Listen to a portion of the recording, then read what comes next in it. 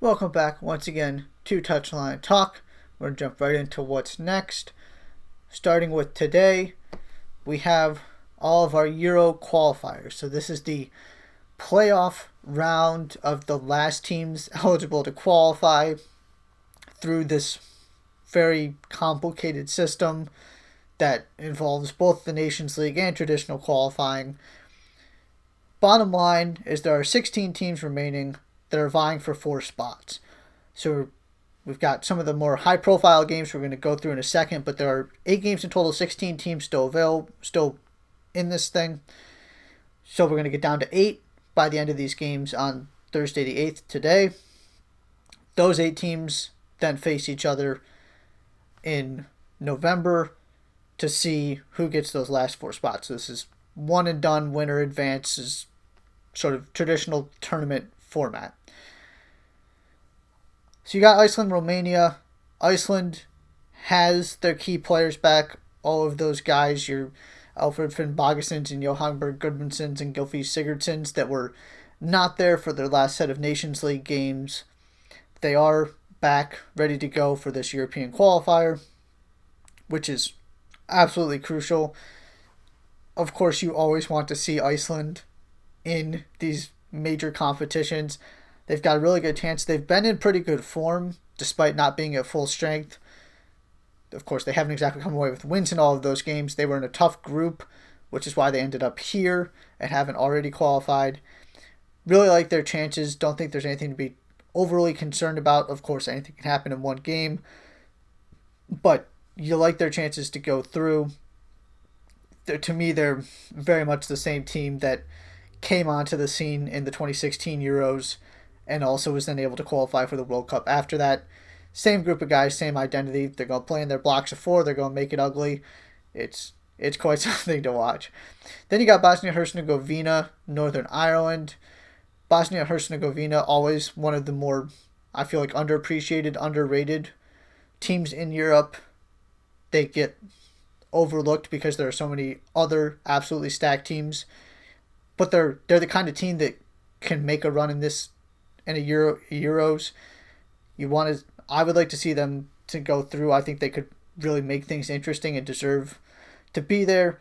Northern Ireland, of course, you have just the British aspect of it. Another team that was able to make it to the last Euros is always a fun team to have around. So you got them playing each other. Slovakia, Ireland. Again, you've got a lot of teams on the British Isles here trying to get their way into the Euros to join the teams that have already qualified. The other one being Scotland, who's going to face Israel. Scotland has a very unfortunate situation developing. Stuart Armstrong of Southampton tested positive for COVID-19. 2 other players were in close contact with him, so they are also quarantining and are therefore unavailable. One of whom is Arsenal's Kieran Tierney. So Scotland's losing 2 pretty good Premier League players. Tierney's a very good Premier League player for obviously a game that is absolutely crucial. You hate to see these kind of things happening. Hope that they're all okay and recover quickly. It's just the reality of the situation right now. Things are going to happen. It's not going to be perfect. It's not going to be perfect for a while. So Scotland's at a disadvantage there. Definitely something to keep an eye on. Like I said, these are not the only games. There's a whole slew of them. All these teams are trying to advance to the final round to get themselves into the Euros. Then we go ahead to this weekend, Saturday, October 10th. 4 MLS games here. Inter Miami, Houston, both coming off of wins Wednesday night. Gonzalo Higuain scores his first goal in Major League Soccer, gives Miami the win over the New York Red Bulls. Houston takes care of Dallas. This is a good opportunity for one of these teams to beat another team that is not doing well this season and to get 3 points and see if they can get back into the playoff conversation. Again, nobody's out of it at this point because so many teams are going to make it, but both these clubs have had difficult seasons. Inter Miami is trying to get some momentum with Higuain. Of course, this is really building toward next season when they get a fresh slate. But both picked up wins, so at least in pretty good form heading into that one. Atlanta United, New York Red Bulls. Atlanta got a draw with Orlando. Somebody should have scored a goal in that game. It was kind of hard to believe that nobody did. They were hitting the woodwork and good saves from Brad Guzan. But Atlanta is still struggling in the final third to get that final pass to get the end product. They currently sit ninth in the Eastern Conference, so just inside the playoff picture with this expanded 18-team playoff.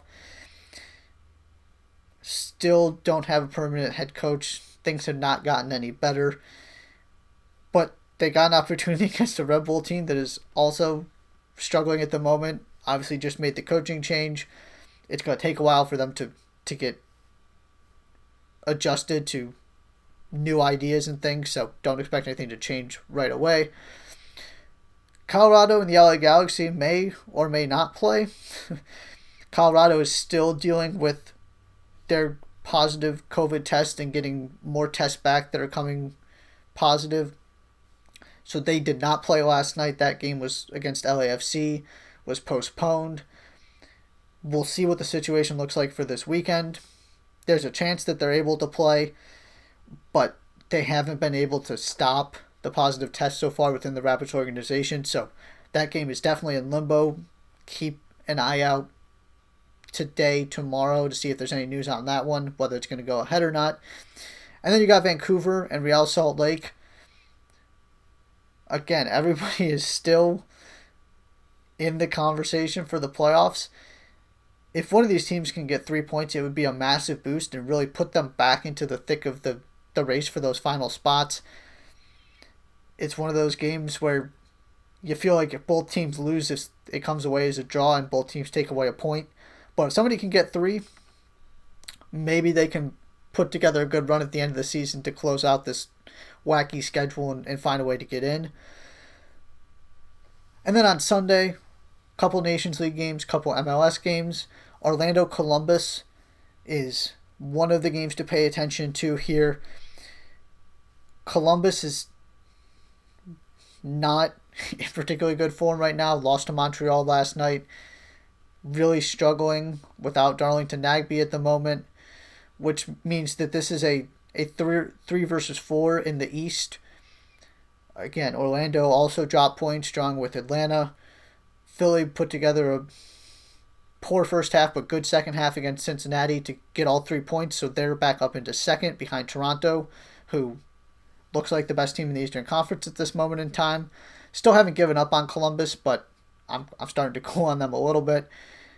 So again, if both teams, this is another one of those situations, if both teams drop points, they're putting themselves in a bad spot if Toronto and Philly can come away with wins again this weekend in their games. So this one is big. You've got NYCFC who's starting to gain some momentum that you might not even get a home.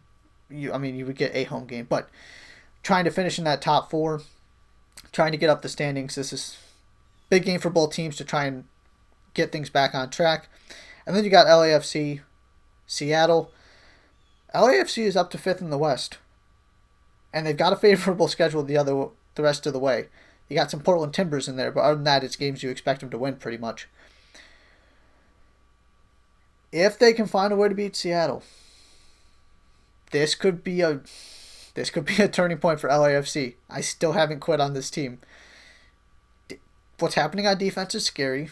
It hasn't exactly been fixed, but they by and large show up for this game. Doesn't mean they actually win it. Seattle's clearly been the better team this season, the more consistent team this season. But you're never going to rule out an LAFC victory. If they can get it, they could put themselves in a really nice position. Pick up some wins, get some confidence coming into the playoffs in really good form, and do what Seattle has made a living doing these past couple, 5 or so seasons. Weird regular season, inconsistent, get hot in the summer, come in with confidence, and then just start destroying people in the playoffs. That could be LAFC this year. Seattle's in the thick of the Supporters' Shield race now. They are clearly the best team in the West. I'm really intrigued by this one.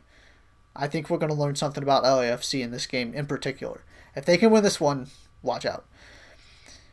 Then we've got Nations League. Two of your more high-profile matchups, England-Belgium.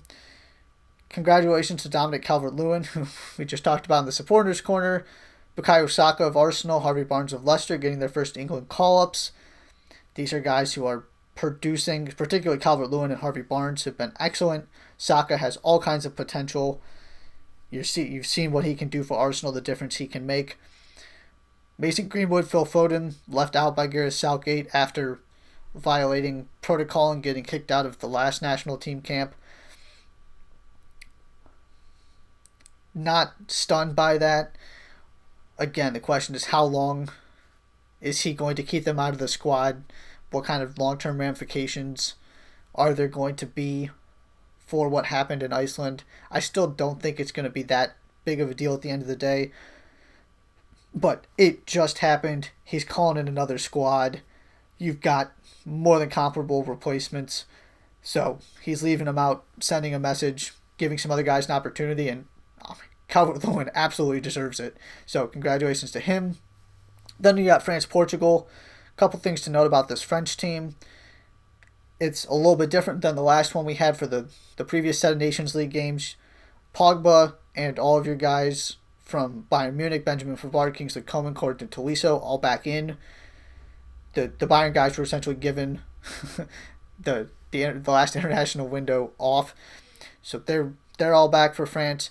The other name to keep an eye on in this team is Houssem Aouar of Lyon.